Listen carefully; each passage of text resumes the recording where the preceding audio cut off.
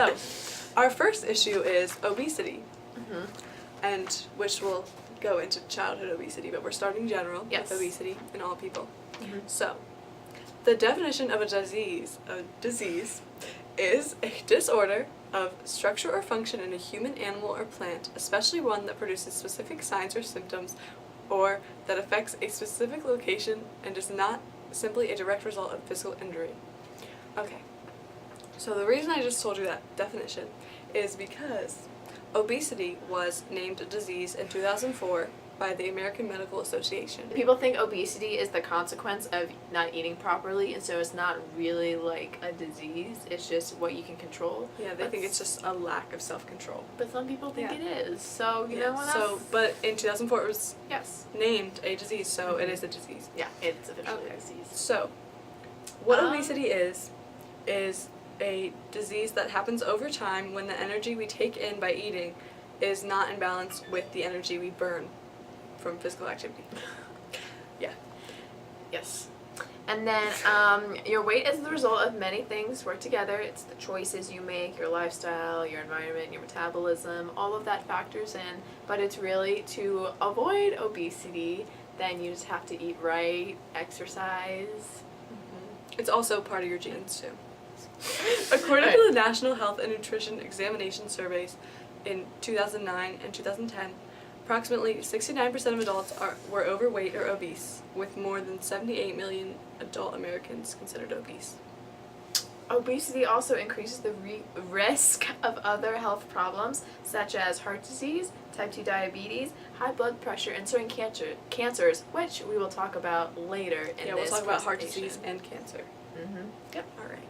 So now we're going to go into childhood obesity. You want to start?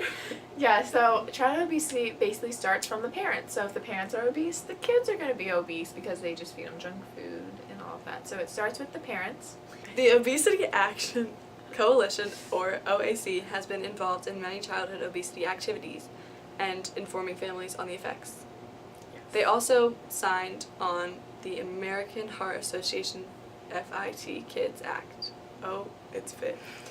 Wait, no, that's actually right. It's FIT because fitness, intensity, time. Gym class. Thank you, Miss Enzer. And the Fit Kids Act is helping parents, educators, and counselors teach kids on healthy food lifestyles. These steps are being taken to inform kids on the effects of childhood obesity and to make them more active. Being involved in these ideas and activities will lower the childhood obesity rate and may even decrease the adult obesity rate in our country. Next subject is diabetes. It was established in 2013 that 382 million people across the world had diabetes. So this illness is not just in the United States, it's a worldwide disease. What diabetes is that people can't produce enough insulin to break down natural blood sugars in their bodies, so they're at risk, many risk factors for short-term and long-term illnesses. Many scientists continue to debate whether type 1 diabetes or type 2 diabetes, or which one's is worse. So type 1 diabetes, also known as juvenile diabetes, primarily affects children and adults whose bodies cannot produce insulin. And then type 2 diabetes usually affects adults and is caused when the body does not use insulin properly, and it may even produce too much insulin. So type 2 diabetes is more of like controlling your insulin, and then type 1 is when you're not getting enough, and this usually happens to little kids. And so people with type 1 diabetes need insulin injections to survive, while people with type 2 diabetes just regulate their blood sugars and insulin to make sure they're balanced. And so in America, 38% of deaths were caused by diabetes. So worldwide, the most deaths for diabetes was in South Africa, with 78% of their deaths being from diabetes, and in America it's only 38, but that's still a lot in the population. And then in Africa it's mostly because of the lack of medical care, so they can't really keep track of their insulin that well as you can in America. And the choice of diet's also a huge part, and so that's why it is killing so many people in Africa. And another statistic, in 1981, there were about 6 million people with diabetes. In 2011, there were 21 million.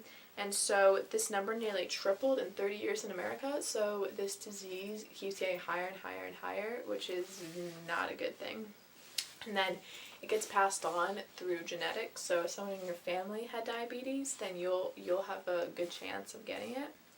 And then, but a foundation that helps with this is the American Diabetes Association, ADA, and it helps kids and adults with diabetes, and it helps them with like money and support for like adults and families that live with diabetes and that have jobs. And then one huge one, like worldwide, is the International Diabetes Federation, and it started a National Diabetes Day, and so to raise global awareness for diabetes and research. And so and so we want to decrease the number of people with diabetes, and you can't cure it yet, but that's what the money to the research is going to, and so hopefully these numbers will decrease. On to you, Bethany. So the next disease that we researched was heart disease. Many parts of heart disease are not commonly known by Americans, and these are risk factors and symptoms of a heart attack. So risk factors are uncontrollable and controllable when it comes to heart disease. So the controllable risk factors are like your diet and whether or not you drink alcohol and how much, smoking and physical activity, whether or not you participate in physical activity. An uncontrollable risk factor is diabetes, and the other one is high blood pressure. So the other not commonly known thing about heart disease is the symptoms of heart attacks. So because heart attacks are symptoms, most people don't know how to identify the warning signs and symptoms of a heart attack. Most of the classic heart attack symptoms are typically in men, but women also experience similar symptoms, but less intense. So what are common in men are crushing chest pain, cold and profuse sweating, nausea, pain radiating to the neck or the left arm, and sudden onset of symptoms. For women, they have a profound sense of fatigue, shortness of breath, flu-like discomfort, feeling of indigestion or heartburn, and symptoms for a number of days. So the symptoms for men also apply to women, just less intense. What you can do is go to the American Heart Association website, and they provide a way for people to be informed on all aspects of heart disease, and they make it easy for people to donate to the association online. Heart disease is the #1 cause of death in America, so 31% of deaths is caused by heart disease. So if we inform the country of these risk factors, warning signs, and symptoms, we will hopefully remove heart disease as a top cause and decrease the amount of deaths. The next health issue that we researched is cancer, and we researched this in a general way rather than going into a certain type. So cancer is when abnormal cells grow out of control. So in a normal person, their body cells would grow, then divide to make new cells, and then die in an orderly way. But with cancer cells, it's different because instead of dying, they just keep growing and forming new abnormal cells. So in a normal cell, when the DNA is damaged, the cell repairs the damages or dies. However, with cancer cells, the damaged DNA isn't repaired, but the cell doesn't die like it should. Instead, the cell goes on and it makes new cells that the body doesn't need, and then the cells have the same damaged DNA, so it's just doing harm. So people can inherit abnormal or faulty DNA from their parents, but most of the damage in the DNA is caused by mistakes in the environment, like smoking causes lung cancer, things like that. So in most cases, the cancer cells form a tumor, and over time these tumors invade nearby tissues and crowd it out or push it aside. Okay, so different types of cancer behave differently, and they grow at different rates and respond to different treatments, so if we talked about all of them, we would go on forever. So what you can do is visit the American Cancer Society website, where you can choose to donate online, participate in an event that supports cancer like a marathon or a black tie gala, help pass laws to defeat cancer, and volunteer to help.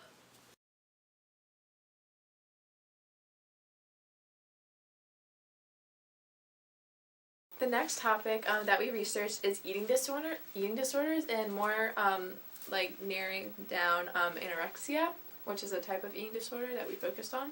So anorexia is the third most common illness in adolescents, and more in girls than boys, but still it happens in both genders. And then the result of this illness is that they cut down on food and increase exercise, and then feeling that this is the only thing they can control, like, in their lives, is their body. And so this illness affects 24 million people across America. Adults and teenagers, especially the parents, need to start looking out for any of these signs. Like the symptoms are abnormally low body weight, intense fear of gaining weight, and then a disordered perception of weight or shape. And so sometimes it goes too far and they can only see themselves as overweight, which is not good. And anorexia is a serious mental illness that people need to address. And if someone's showing symptoms, then you need to talk to an adult.